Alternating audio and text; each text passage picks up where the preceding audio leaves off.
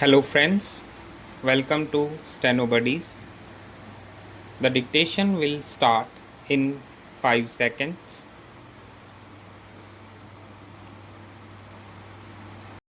I should like now to make a few observations on the budget.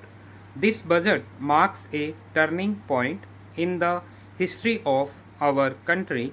It is no use attempting, as some of my friends have done, either to deprecate the budget very strongly or to suggest that we are not witnessing a new revolution in our methods of fiscal training and technique.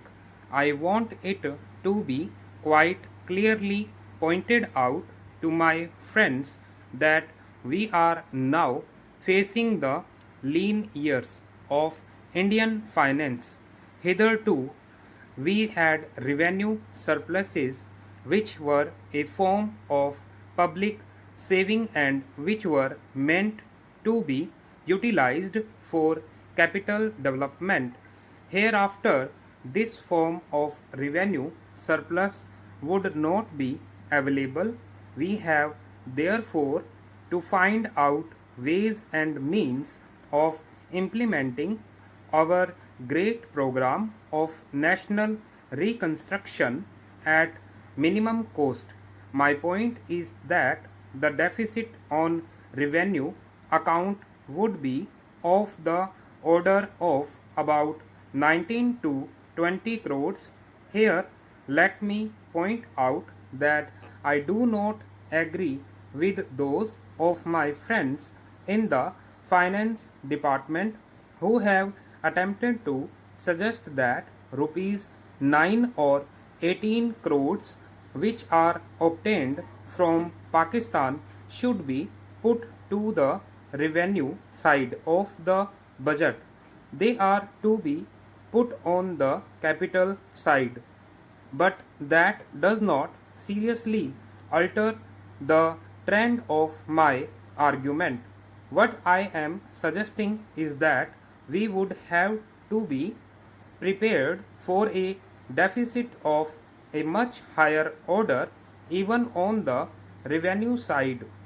That itself should make us realize that there are very many problems which we have to face and that we have to undertake ways and means of increasing the resources of our country so that it might be possible for us to have a greater amount of surplus or a greater amount of public saving for the purpose of financing capital development.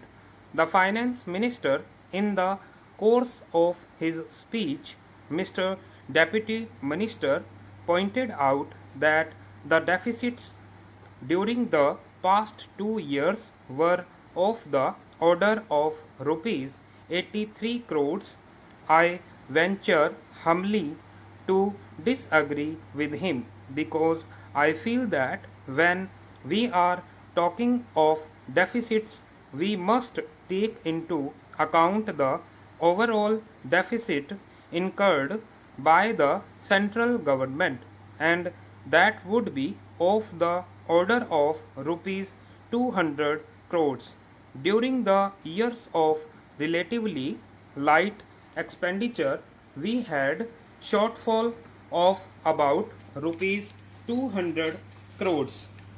Undoubtedly, now when we are going to have a very great amount of expenditure, we might have a greater amount of deficit and we would have to find out ways and means of trying to meet our capital expenditure. Some members have pointed out that deficit financing is good. Others have pointed out that it is poison. One honorable member who preceded me pointed out that it could be taken like a tonic. Now I am not willing to enter into the merits of deficit financing or demerits of deficit financing in an academic spirit. The time has now come when we should face realities. I do suggest that we have to indulge in deficit financing because without indulging in deficit financing, it would not be possible for us to indulge in capital expenditure on such a large scale. But when we are talking of the scope of deficit financing, I would like to place before the House and the Finance Minister the two great limitations which face us. The first limitation that faces us is that concerning the internal price level. The Honorable the Finance Minister referred to the cost of living. He said that he was going to keep a watch over the cost of living so that it may not shoot up within a short period and make a mess of the plans of capital development. But there is another limitation which has also to be borne in mind, a limitation which has not received as much notice as it should have done in all the discussions that have taken place on deficit financing. That limitation is the external limitation or the limitation which arises on account of our balance of payments position. I think this is as important, Mr. Deputy Speaker, as the internal price level, and I should like to elaborate that particular point a bit more because I feel that a time will shortly arrive when we might have either to reconsider our policy or might even have to leave the sterling club of which we are a member. The second serious limitation is as serious as the first.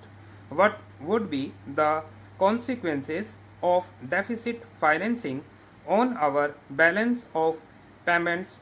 The finance minister in his budget speech points out that so far as the balance of payments position is concerned, they have now, whether it is by accident or design, a favorable balance, and they have contributed about rupees 63 crores to the dollar pool during the past 6 months. But the moment we indulge in deficit financing, we have to be prepared for worsening of our balance of payments.